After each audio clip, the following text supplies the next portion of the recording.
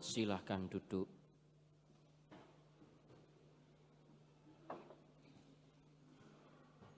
Saudari-saudara yang terkasih, tidak terasa sudah Natal lagi 2024. Sesungguhnya apa yang terjadi saat Natal?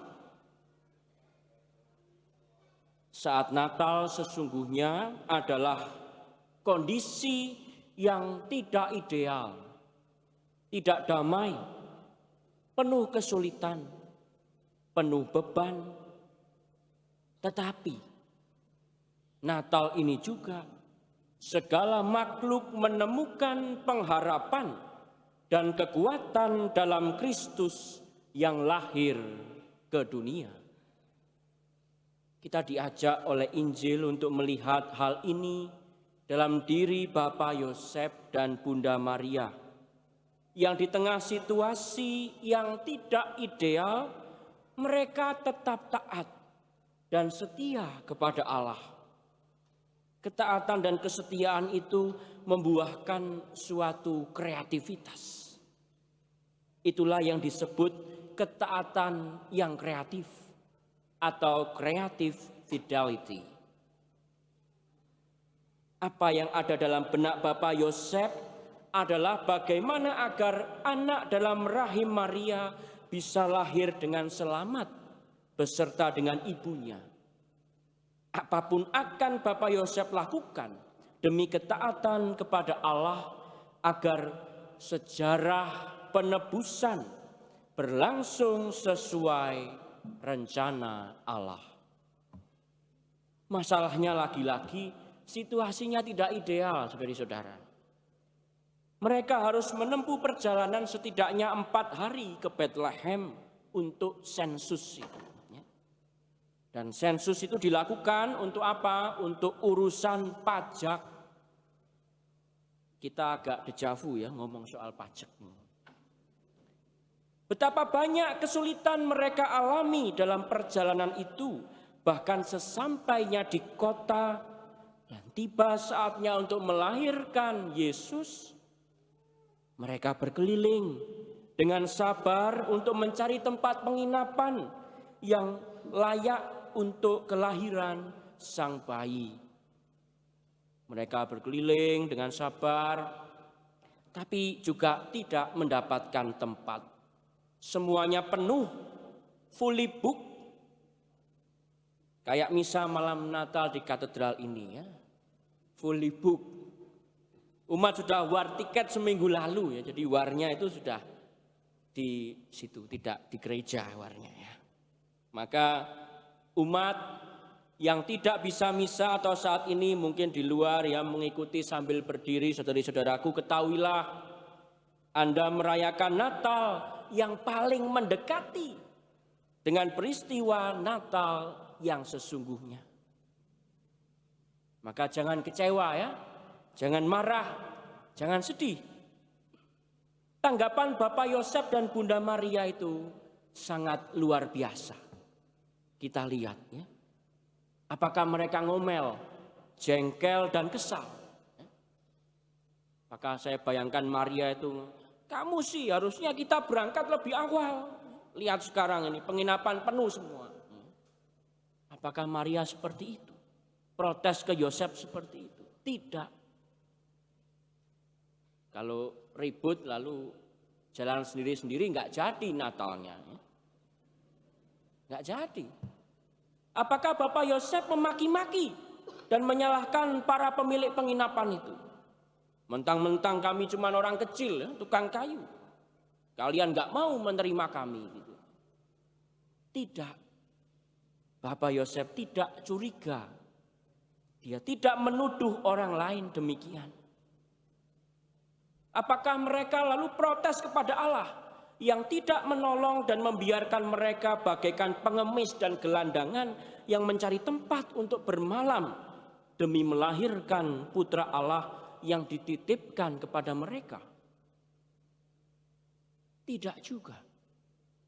Mereka terus berusaha taat dan setia menjalani situasi yang ada sambil berdoa berserah kepada Allah. Itu yang mereka lakukan. Bapak Yosef dan Bunda Maria sadar, ini bukan berarti Allah membiarkan mereka berjuang sendiri. Paus Fransiskus dalam Patris Corde itu menulis, Allah campur tangan melalui peristiwa hidup sehari-hari dan melalui orang-orang yang kita jumpai, baik yang menyenangkan ataupun yang menyebalkan, baik yang membawa sukacita ataupun sebaliknya. Allah bertindak dengan mempercayakan pada ketaatan kreatif, keberanian kreatif Santo Yosef. Itu tulisan Paus. Kesetiaan Bapak Yosef dan Bunda Maria dalam menghadapi tantangan dan kesulitan mewujudkan kehendak Allah, ini memunculkan suatu kreativitas itu. Suatu daya yang tidak pernah mereka bayangkan sebelumnya. Dan terjadilah Yesus yang lahir di palungan kandang hewan ternak. Bayi Yesus yang manis lahir dengan selamat beserta dengan ibunya.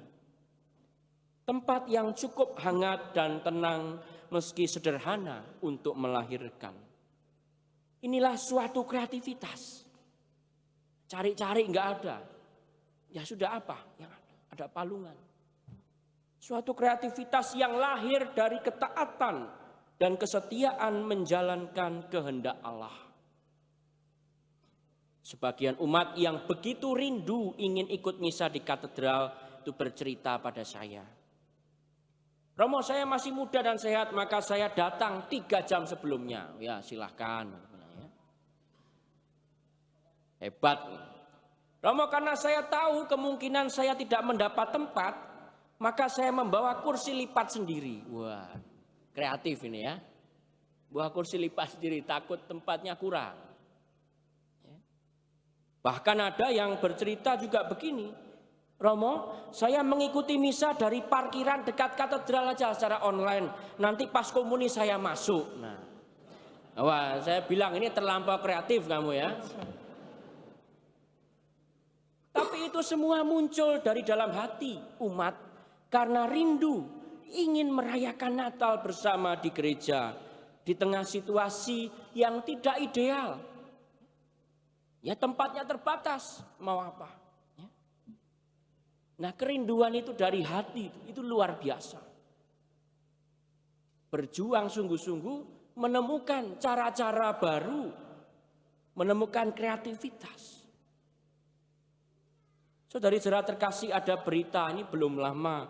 Saudari-saudara Kristiani kita di Gaza itu merayakan Natal di tengah suara drone yang terus mengawasi ya karena situasi perang Israel Palestina yang tidak kunjung usai.